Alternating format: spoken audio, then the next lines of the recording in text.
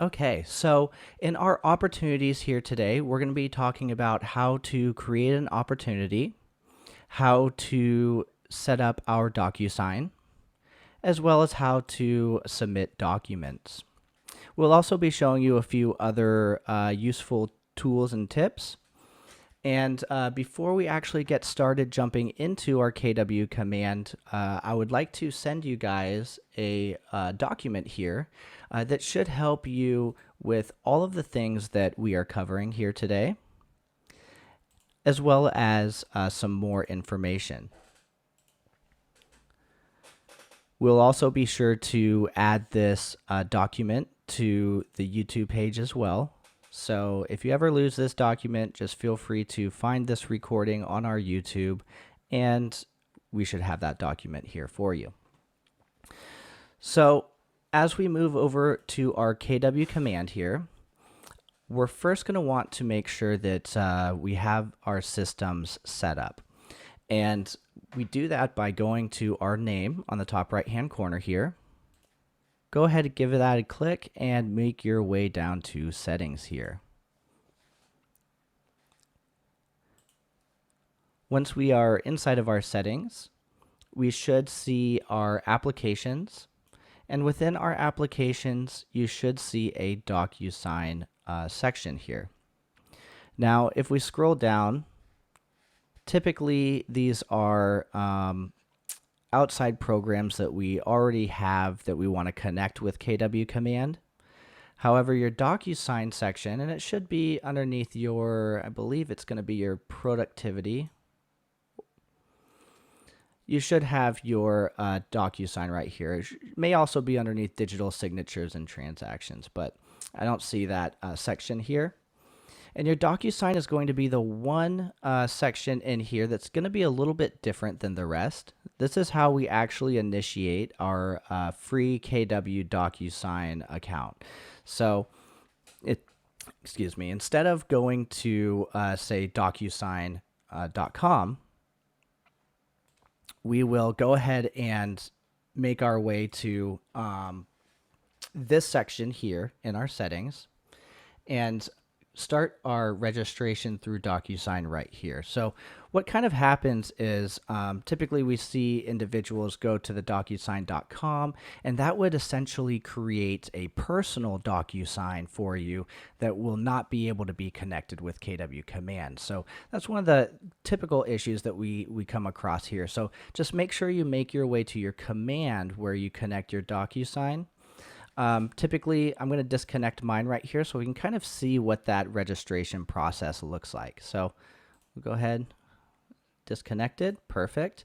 And if I scroll down right here, as you see, digital signature and transactions, we should have this DocuSign section right here for us. When we click on connect here, we have the option to enter our first name, our last name, as well as our preferred email address. Now notice that we do not have the option to enter our password. So what we're actually going to be doing is setting up half of the registration, and then DocuSign's going to send us a registration email to travel over to their page to set up your password as well as your security question. Now, since I already signed up for DocuSign, if you ever somehow get disconnected inside of your settings here, there should be a login here button, which we can go ahead and give that a click, and I can just sign into DocuSign right here. Now, we typically say that Firefox or the Google Chrome incognito browser is the best browser to use, because if you use, say, Safari, Edge, or Internet Explorer, you may come into a situation where it doesn't give you the pop-ups that you need to continue forward. So seeing as how I am in Google Chrome right now, it will give me a pop-up. So I'll click log into DocuSign, and that should get that pop-up right here where I can finish my password and then finish that connection right here. And then it says DocuSign is ready to be used and found in our opportunities. So Once we have our DocuSign set up, and again, if you have any questions at all, please feel free to reach out to us at support@scottleroymarketing.com, and we'll be happy to help assist you with this setting up your DocuSign here. There may be some other market centers that are still using dot loop, and you may also have that dot loop underneath your digital signatures and transactions. We say, if you can, really try to use one of the two. Otherwise, if you try to use both of them at the same time, they may cause an error with each other. Now, I'm going to back out of our settings here, and please let me know if I'm going too quickly, or if you want me to, if you have any questions at all, please feel free to use the chat box down below. I'll do my best to answer all the questions that come through as well. I'm going to make my way back to my home page just to kind of orient ourselves on where we're at here. And once we have our DocuSign set up, I'm actually going to travel over to our opportunities page. And if we click on the red KW square on the top left-hand corner, it should open up our titles here. And we should be able to find the opportunities page a little bit easier. It should look like two people shaking hands right here. We'll give this a click. And here is our opportunities page. Now, the best way to kind of orient ourselves here on this page to see kind of where everything is to kind of look at this in 3 different timelines right here. I'm going to scroll down just a little bit. And right here we have our listing timeline. We have our buyer's timeline. And we have a leases timeline. Now, typically you'll see us really focus on the listing and buyer's timeline. However, there is a leases section for you as well.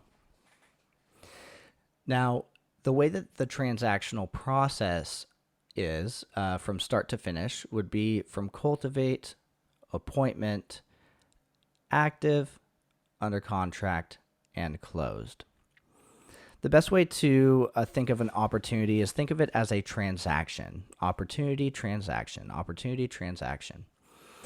However, if you think about the actual transaction portion, this would really fall underneath the under contract and closed bubbles right here. Everything else that we're doing previously is what we're doing to ensure that we have a successful close. So really, the Cultivate section represents the moment a lead comes into your database. The moment somebody clicks on your social media ad that they were interested in buying or selling, they come in as a cold lead into your database, and you can place them right here in Cultivate. And then as we're starting to nurture and grow that lead, we can start to push them down the timeline here into appointments, active, under contract, and closed. Now, you do have 2 timelines. You have a listing and a buyer's timeline. Both of these have a cultivate, an appointment, an active, under contract, and closed. However, when we click on these bubbles here with these images, it'll open us up into a brand new section just for our cultivate. And that's when things start to get a little bit more organized within the listing side and then the buyer side. So as we move over here to the right-hand side, before I jump too far into these timelines here, we also have a GCI, which is a gross commission income. And we have a potential and probable income based off of where your opportunities are in this timeline right here. So as your opportunities get moved further down the timeline, your probable may change. So we have a potential income of 27,000 right here with all the opportunities that we have. But the probable income based off of where everybody is in the timeline is about 12,000 right here. And you also have that right here on your buyer side as well. Now, as we scroll down a little bit further, you should see a section which shows our ratio and our activity. So this is just more of a kind of pie graph, bar graph of what is going on in these opportunities right here. Now, full disclosure, most of my opportunities are just sample opportunities. So this may not reflect quite accurate to what you may be seeing on your side. But as we go over here and click on all opportunities, we can actually segment based off of our listing or our buying side. So if I just want to see my bar graph on my listing side, I can choose to show that right here. And same for my buyer side as well. As I scroll up here, I briefly touched on these images, these circles with an image in them, and how they are clickable. So if I were to click on my Cultivate section right here, I'm actually going to do it in my leases because I have an opportunity in my listings. So I'm just going to show you a blank section right here. This is what our Cultivate section looks like. So our Cultivate section is divided into 3 different categories: your watch, your nurture, and your hot right here. These represent the different stages that your lead would be in.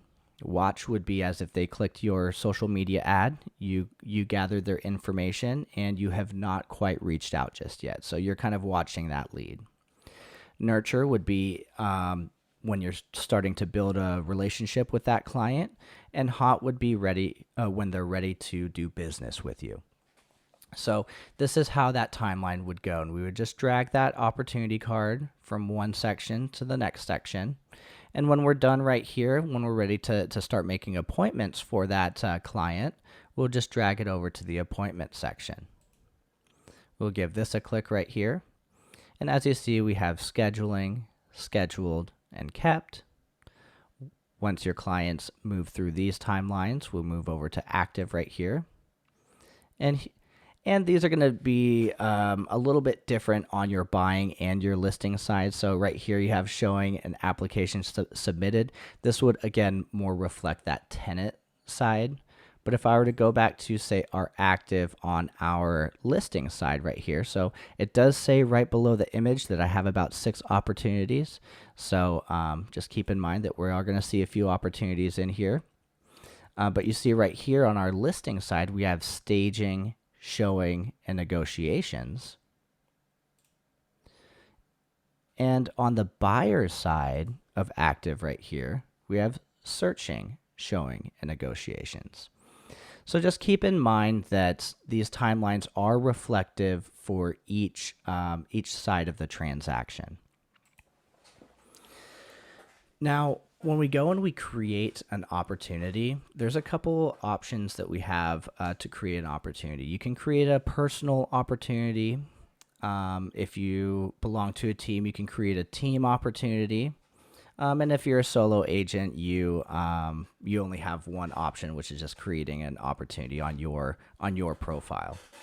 If we draw our attention up top here, and I know I kind of have quite a bit of profiles here, so just ignore these portions right here for the time being. We have all discussions, all opportunities. You have yourself, and then you have your team if you do belong to a team. So this is how you switch between your personal transactions and your team's transactions right here. So this is my tech team. This is where all of our tech team transactions would take place. And if I had any personal transactions, like if I sold my own personal property, I may put that into my own personal opportunities that's not part of the team. Now again, if you're a solo agent, you will not have the option to toggle between a team or yourself. You'll just have yourself right here. There's one other option that you can view your opportunities. So this is kind of a timeline view. Right here shows you how many opportunities are in which section. But if you'd like to see a list view of all of your opportunities, we can click on all opportunities on the top right-hand corner here. And this just shows you all of the different opportunities that you have, your opportunity type, and of course you can organize these by clicking on the square right here. So if I just want to see my buyers for a second, if I just want to see my listings, I can toggle these back and forth right here. Now, this is one of the coolest things that I love about opportunities right here is at a glance, you should be able to say where you are at in your business if anyone asks. So if we take a look at my listings and my buyers right here, if somebody said to me, how's your business doing right now? I can say, well, today I have 2 leads I'm cultivating. I have 2 leads that are in appointment. I have 6 that are active. 1 listing that's under contract and 0 closed. On my buyer's side, I have 3 buyers I'm cultivating, 1 that's an appointment, 8 that's active, 0 under contract, and 0 closed. So within a glance or a split second, you should be able to read these numbers right down here and really say where you're at in your business at any given time. Now that we've kind of explored the opportunities section right here, let's go ahead and create an opportunity. So there's a couple different ways we can create an opportunity. We can create an opportunity straight on this page by clicking Create Opportunity right here. We also have an opportunity to, choice of words, we also have an opportunity to create an opportunity within our contacts right here. So I'll give this a click right here and I'll click on contacts. So this really depends on if you're creating, say, a number of different opportunities. If you create 4, 5, 6 opportunities that you need pushed into this section right here, it may be best to just click on create opportunity and you can create that right here. If you're looking for a specific client or contact to create an opportunity for, it may be best just to go into your contacts here and search individually for that specific contact. So for example, I have 3 contacts right here, but pretend like I had a large database and I'm just trying to find myself. So I can go ahead and I can search for myself. And I should pop up right here. And this is the contact that I want to create a new opportunity or new transaction for. I can also create one for Tom Jones as he is a new lead that came through. So let's actually do this one right here, because in our example right here, Tom Jones has clicked on our social media ad, and he is a cold lead that we have not reached out to just yet. So if I click on Tom Jones, I can see that his blue L right here states that he is indeed a lead. So on the right-hand side here, I can go ahead and click on Smart Opportunities, and it'll say that I don't have any opportunities associated with Tom Jones just yet. But I can click on this Create Opportunity button right here, and this should allow me to create that opportunity straight through this contact card right here. Now, again, going through what a team and what a solo agent may experience, if you're part of a team, you may have an option on the right-hand side here to select a team name. If you are a transfer agent, you may have an option, or if you belong to multiple market centers, you may have an option in your market center drop down to choose which market center you want to send this opportunity to. So if you belong to one market center and you don't belong to a team, you'll just have one market center, no team name option to drop down from, and that will be it, okay? So just keep that in mind. It is very important to note which market center, if you do have this drop down, which market center you are choosing, because once we create this opportunity here, we will not be able to change certain options, and your market center is going to be one of those things that we will not be able to change. Also, your team, if you have a personal transaction and you accidentally create a team opportunity, will not be able to change that either.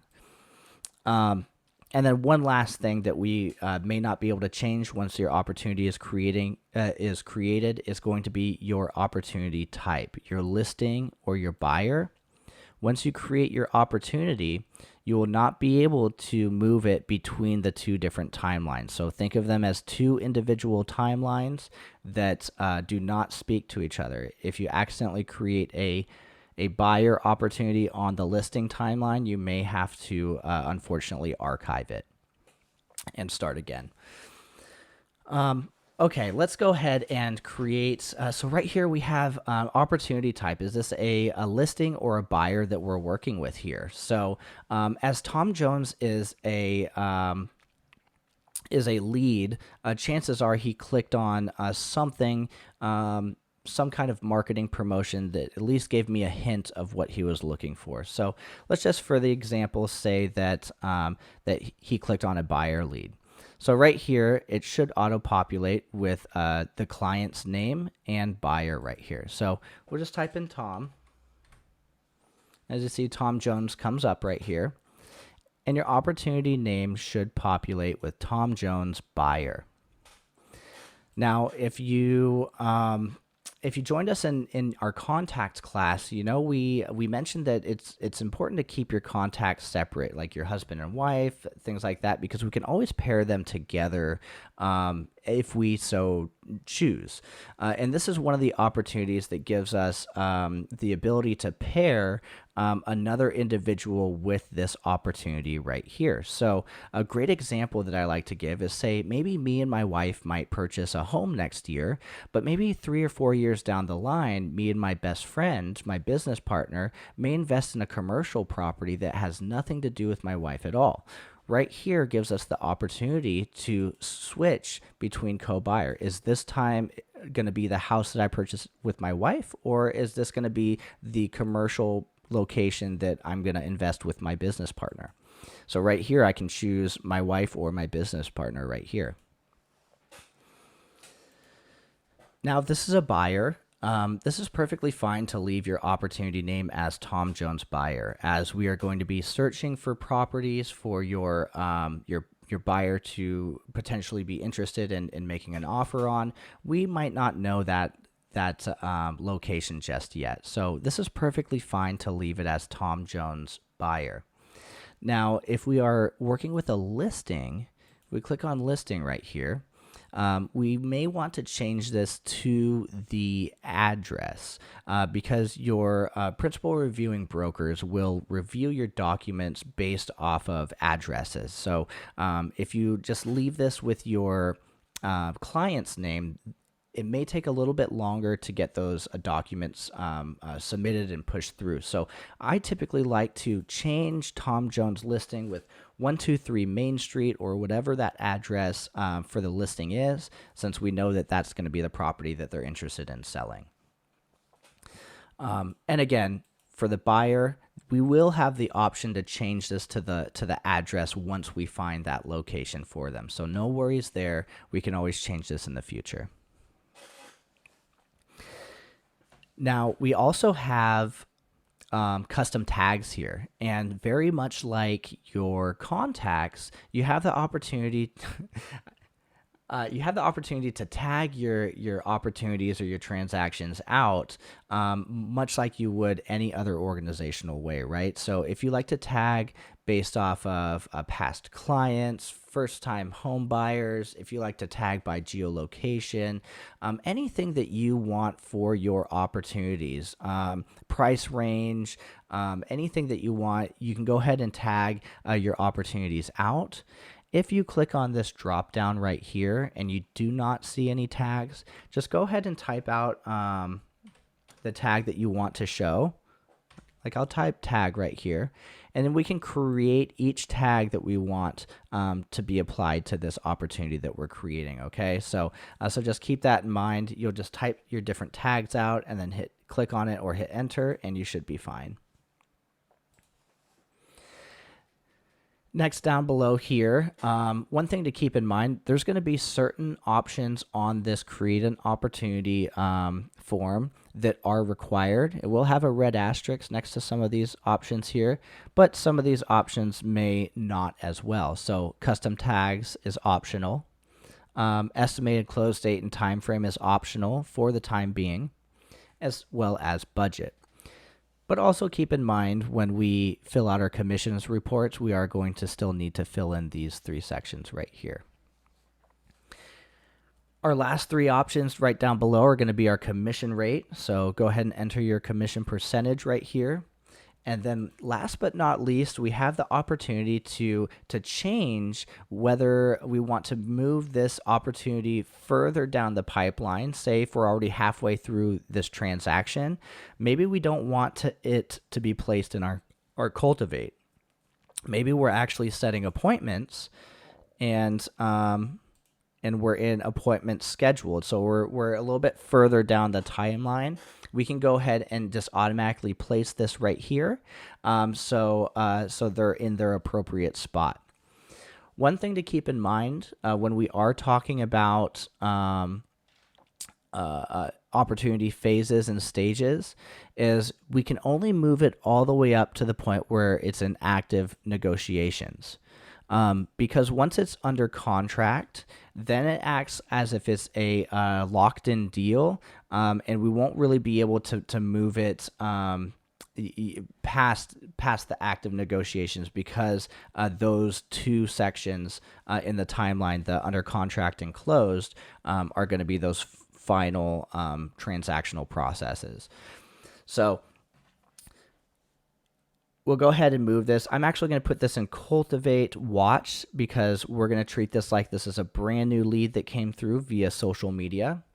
And I'm going to go ahead and look for Tom Jones buyer in the buyer timeline right here. So I'm going to click on Create. And as you see, it created a opportunity for this contact. I can move back down over here to my opportunities.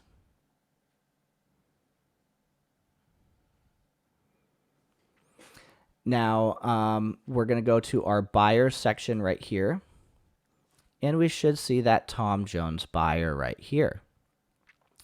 So these are listed out in kind of like opportunity. I like to call them cards, opportunity cards, where you can hover over, and as long as you see that that cursor with kind of looks like an open hand or a open paw right there, as long as it has that open paw, you can click and you can drag it between your different timelines right here, or not timelines, but your phases. And then once you are ready, once you're ready to do business with this buyer, we can move it all the way up to appointments right here. I'm going to keep this lead on hot right here just for a second. How do you edit this after you add a property, since the commission can change the phase and the opportunity stages? So once you create the opportunity card right here, there should be 3 little dots right next to the top right hand corner. If we give that a click, you can view your details. You can also view details by clicking on the blue title as well, and it should give you that pointer finger on your cursor. If you give that a click, we're actually jumping into this one specific opportunity. So this Tom Jones buyer, everything we do from this page onward is only going to be for this one transaction right here. How we edit is going to be this button right here. I'm not sure if you guys can see that. It's a little faded out, but there should be a pencil right here, right next to general information. And if we give that a click, it should allow us to edit some of that information. One of which is going to be that commission percentage. But some of the things that we may not be able to change, as you see right up here, is going to be that market center, that team name, as well as the owner right here. So we can still change the opportunity name once we find that property for Tom Jones, as well as that commission percentage. Now, as we are scrolling through here, I did create a Tom Jones as a buyer right here. But if we have a listing, we also have another cool feature on that details page. So I'm just going to go to just a random listing right here. Here we go. As you see right here, we actually have a new button on your listing side that says select from listings. So we actually have the opportunity to select a listing to attach to this opportunity. So first, when we click on select from listings, we're going to want to change our status and our show right here. So we want to make sure it's all statuses right here. And then this is auto default to only my listings, but we're going to want to change this over to all listings, and it should unlock those additional listings there for you. And then up top here above, we can search by street address or your MLS number or the MLS number. And then say, well, I kept saying 123 Main Street, so I'm just going to use that as the example here. I'm going to type in 123 Main Street. I'm going to hit enter right here. And then since this is just an example, there isn't really a specific one we're going to select. So we're just going to select this one right here. And then the opportunity has been updated to reflect this listing right here. So pretty cool. So auto entered all that listing information. So we should be able to kind of proceed onward with that same information. I'm going to back out. I'm going to go back to that buyer that we had there. Where were we? I think right here, Tom Jones buyer. And clicking on the details page again, we have details, buyer profile, documents, offers and commissions, and our notes and timeline right here. So this is going to be our menu options as we are entering this one opportunity right here. So we kind of already showed you the general information, being able to kind of edit that. If we click on buyer profile right here, this should just have like some additional information right here. Our documents are going to be what's really important. This is where you're going to go to submit your documents to your principal reviewing brokers in order to have them be approved for you to finalize your transactions. So it looks like it's taken just a moment here. Let's see if I can reload this. Oops. And on our documents section right here, so again, it's just important to note that we're never going to confuse documents with other transactions, because every time we enter an opportunity, it's really just for this one opportunity right here. So in our documents, the first thing to note is on the left-hand side right here, we have our different kind of folders. And these folders are based off of where we are at in the transaction. So currently we are in consultation.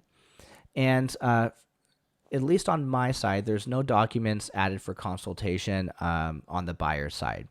Now, keep in mind that since we're all from different market centers, your files may be different from a different agents in their market center. Your principal reviewing brokers set up these folders here for you. So depending on which region you're at, you may have some additional documents that that you're not seeing on my page, or I may have some documents that you don't have, and that's perfectly fine. It's just depending on where we're at and which market centers we belong to. Right here we have status. You do have an option to choose between here. You will also have an option in your residential. You may have a residential, commercial. You may have some other drop downs right here as well. I unfortunately do not, so I'm unable to kind of show you what those may look like. But just make sure to click on this drop down toggle right here. You may have a different transactional process to toggle between. Clicking on under contract right here, this is when we start to see those documents populate more on that buyer side. Right here on the right hand side, going from left to right, we have our status. So these are all of our different documents that we'll upload to be submitted to our market center. And on the status, once you upload a document, this not uploaded will change to uploaded. Once you submit it to your market center by clicking on this button, it will say submitted. And then once your principal reviewing broker approves it, it will say approved. And then same for denied if you need to make any corrections. When you upload a document, your submit to market center button will turn blue for you. So just keep in mind, even though it's grayed out right now, it's just because I have not yet added a document here. Next, we have our requirements right here. Now, depending on the type of deal that we have some documents that are required, some that are optional, and some that are conditionally required contingent on the deal. So as you see right here, we'll be able to see which documents are conditional, which are required, and which are optional. It doesn't look like I have an optional right here just yet. Moving along to the right-hand side here, we have our documents. And right here, it'll just give you the title of the document that they're looking for you to upload. So they're just looking for the various sale agreement addenda right here, as long as it is conditionally required. And then right here, it'll kind of tell you what type of document it's looking for: a contract, an authorization, an addendum, an agreement, and so on. Now, we have a couple different options when it comes to uploading documents to your market center to be approved. So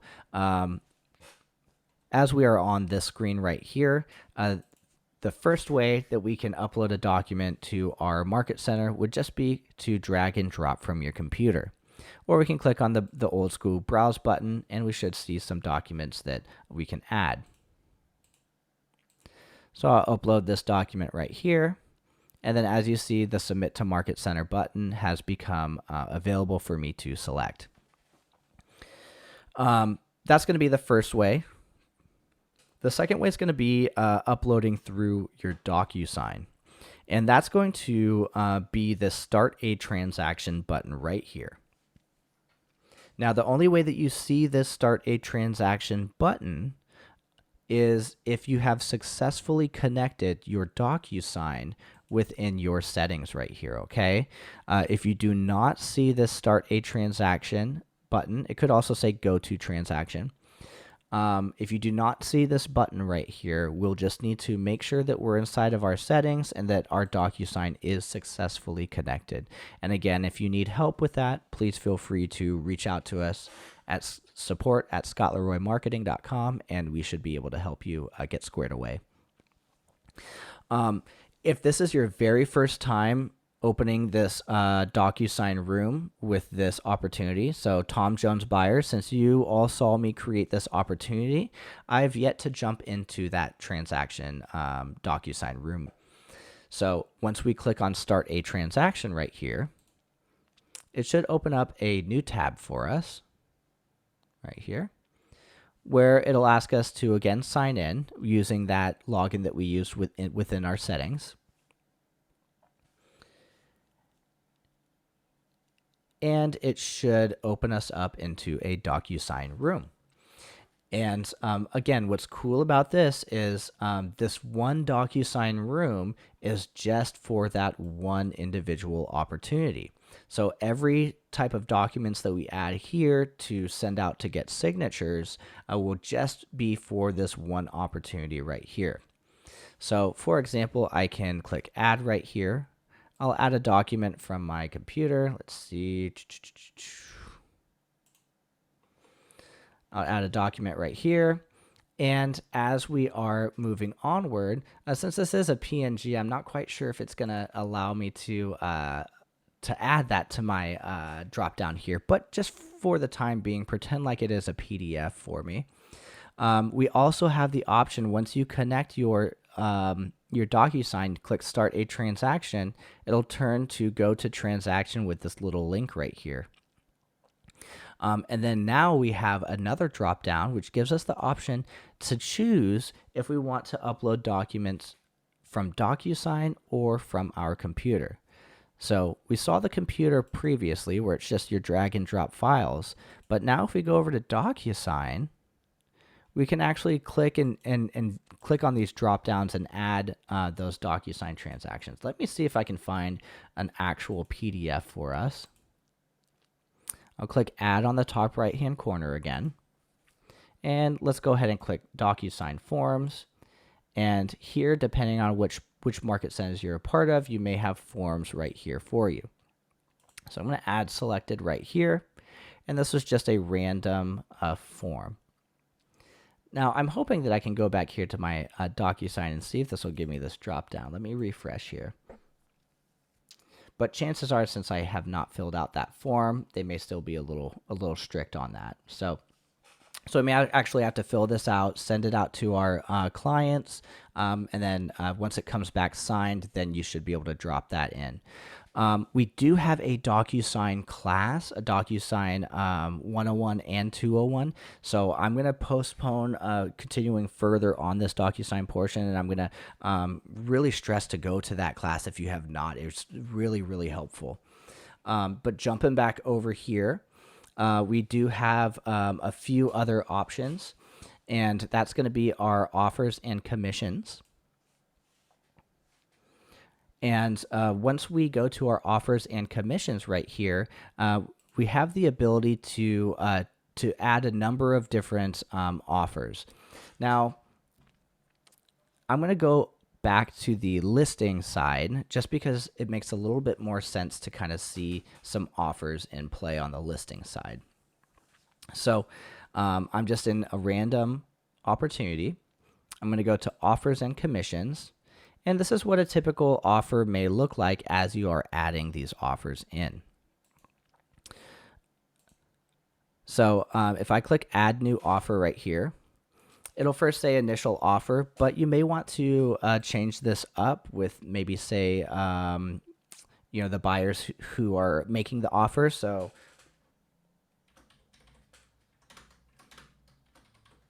Betty and Joe offer. I can create this offer right here. And once we are going through this offer, you can see the offer date and the close date right here. We can make those adjustments accordingly. We also have a next section, which is our parties. And this is going to be an autofill of your information as well as your contact info. And then on the left-hand side, you have your buyer side too. So I know this says Morgan Heitzma right here, but this is actually typically the clients. So you'll see the seller as the client. You'll see the buyer right here. Since this is a listing, we don't have the buyer info. So the buyer info will add that right here, as well as the buyer's agent info.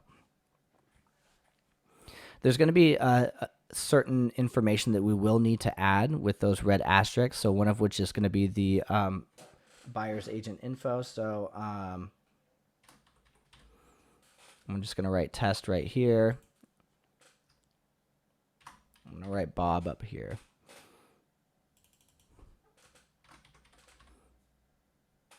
There we go. We'll use real names. Bob and Carol, we're going to click next on our terms here.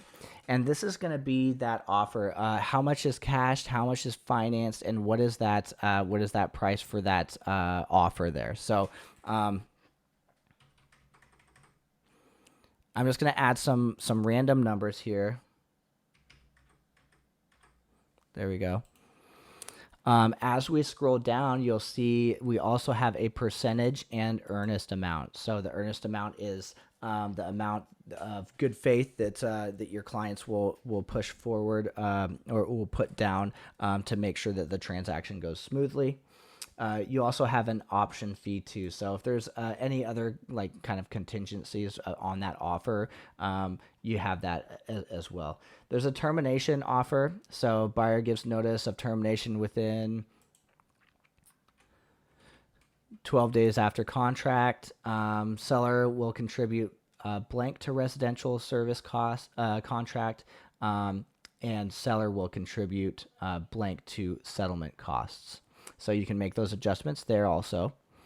And then next on our agent analysis, we have our pros and our cons, as well as our summary. So just some additional information on that offer that we are creating right here.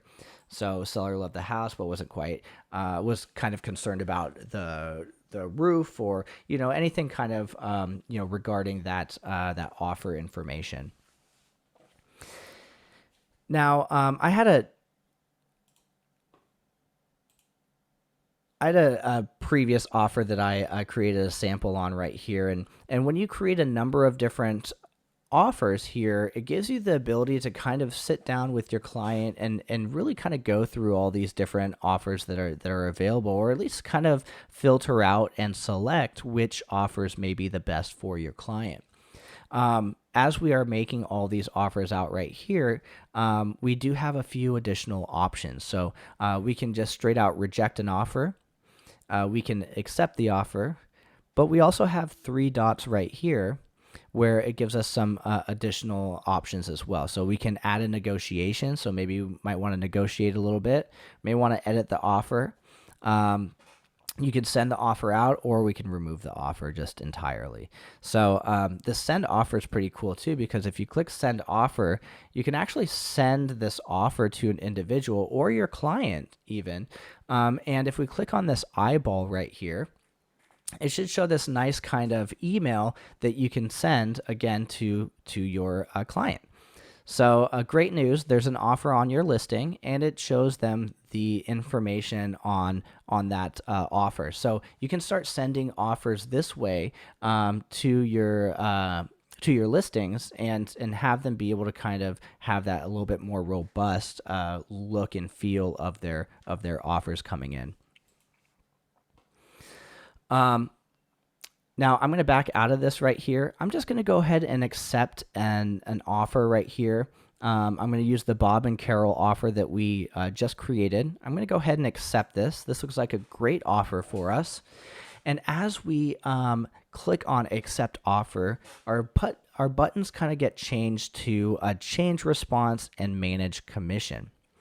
Now, seeing how offers and commissions are one button right here, this is how we're going to enter our commissions. Now, inside of here, the left-hand side is going to be the additional information that we fill out for our MCAs, for our commission reports to get paid out. And on the right-hand side is going to be that summary explanation of everything that you filled out. And then that submit button is going to be that submit to Market Center, okay? You even have an option to add some additional notes to your MCA if you'd like. So on the left-hand side right here, let's go through this drop down right here. We have general information, this box right here. We kind of filled this in when we created that opportunity, but there may be some of those additional bits of information that we left out that we knew that we would be able to fill out when we got to this commissions page. So right here, you'll see our sales price, our commission rate. So again, if I want to change this to 3% right here, our total number of units, and it tells you right here, all transaction counts as 1 unit. This can be divided amongst agents in the payments section right here. So if you're looking to divide amongst other agents in your team, the unit count, it will be in the payments section. So contract date. Okay, contract date and close date, 5/8/2022. So let's see. There we go. I just filled in that contract date and saved changes, and that should clear me up for this one error indicator right here. So I'm going to click Save Changes. Perfect. And as we scroll down here, you should see it update in real time on the right-hand side. As we scroll down here, we have another option within our payments called Add Another Agent or Add a Co-Broker Payment.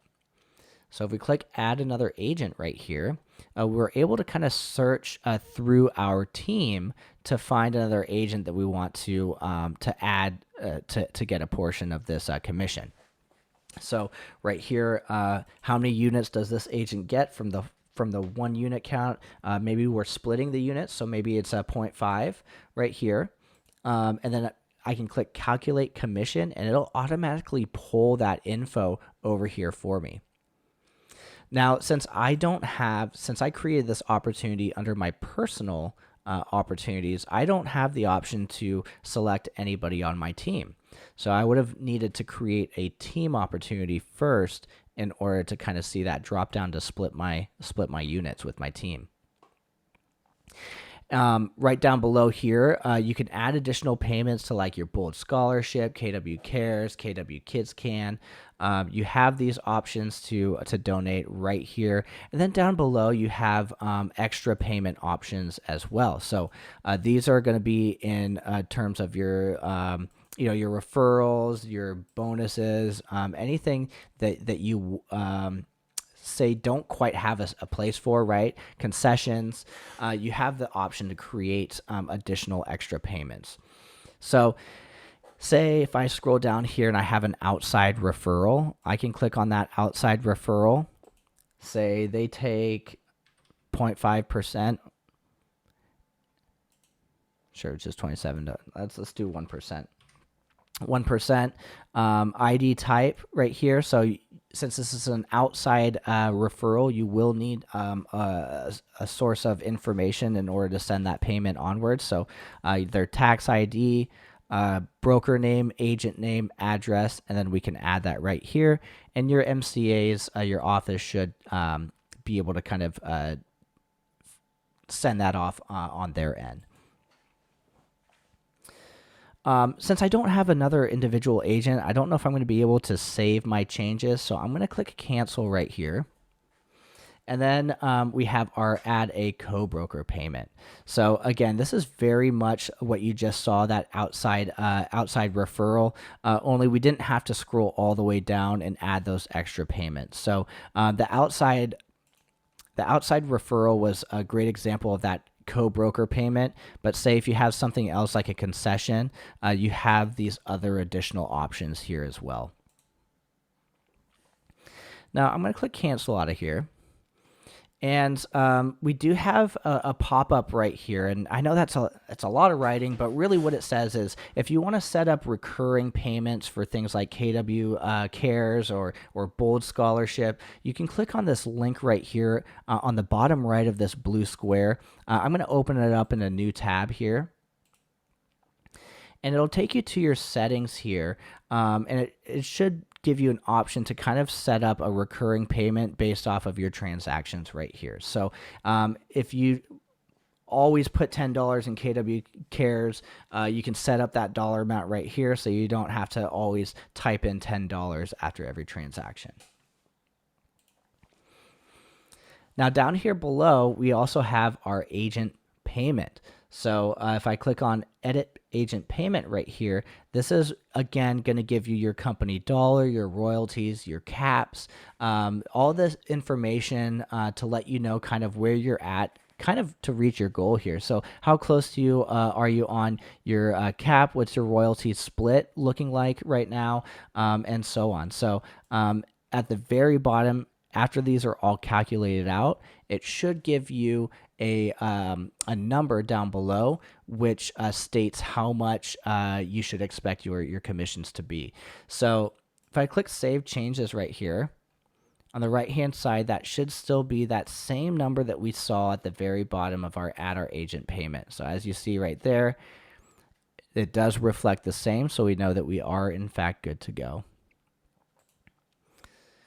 Now, again, just like I said previously, if there's anything weird with this commissions or anything that you want to give your MCA or your market center leaders a heads up on, you can add that note right here as well, and then hit submit, and they should be able to receive that as well.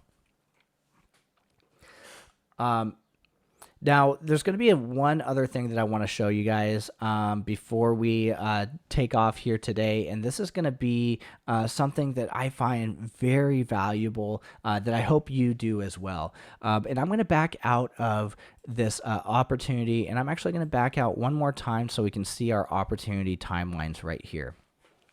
So within our opportunity timelines, our listing and our buyer's timeline, we actually have the opportunity to create checklist items for each one of these individual sections right here. So the moment we create an opportunity for our Cultivate section in our listings, everybody's going to have the same exact number of items to complete before they continue onward to the next stage. This is to help ensure that you are providing the same exceptional service to all of your clients, as well as not having to wonder if you missed an important step. So right here, what we see is, let me go over to our hot right here. As you see, on our hot, each opportunity that goes to this hot section will have 3 checklist items. And within these 3 checklist items, we can edit these options to suit our business. So if you want to send emails out, if you want to give your contact a phone call, we can set all of these up to be due before we continue them down the timeline. So another cool thing is, if you belong to a team, we also have the opportunity to assign individuals to complete specific checklist items. Since I am in my personal opportunities, it doesn't give me that option. You should see it right here. But we also have the set due date. So if I know that that this is due next week before the weekend, so we can push them through the next timeline, we can add a due date right here, and then of course we can edit or delete the checkbox. So checklist items are so cool, and I feel like they're very underutilized. And if there's anything that you can take away today, besides some of the big key points, it's really to set up your opportunities with opportunity checklists. We do this by clicking on either the listing or the buyer side, and then you have an edit stages button on the top corner here. If we click edit stages, it'll show you that we have our watch, nurture, and hot within our cultivate section. So we can change this to our ready, willing, able, our ABC clients, whatever language that suits your business a little bit easier. We can change these stages names right here by clicking on this pencil. And then, so maybe I want to type ready, willing, able, right? We also have another cool option to change the probability percentage of closing. So the way that we read this is, the moment I add somebody to my watch time pipeline, I have about a 5% probability of closing on that deal. But once I start nurturing them, it jumps from a 5% to a 7% probability of closing. So again, we can change these to suit our business and how our business works a little bit more accurately. But again, this is going to be those checklist items right here, where we can change or add additional items to each option right here. So I know we have a number of different stages and phases for you, and it could get a little overwhelming trying to create these checklist items for you. But keep in mind that document that I sent you, and I'm going to put it in the chat box one more time. This document that I sent you has these amazing links attached to them, and 2 of which are your seller opportunity checklists and your buyer opportunity checklists. And if we give these a click, all you'll really need to do is copy and paste, really all of these different options right here. So as you see, we have our phase 1, our cultivate section, which should very much reflect our cultivate right here. Let me back out, our cultivate section. We have the opportunity to add 1, 2, 3, 4, 5, 6, 7, 8 checklist items on the watch before they even get to the nurture, before we start building that relationship with them. And then we have, again, 8, 7 or so items before we bring them over into the hot. So very useful tools here for you, again, so you can really just automate your business every single time to provide that exceptional service. I know I kind of made it to the top of the hour here, but do we have any questions at all?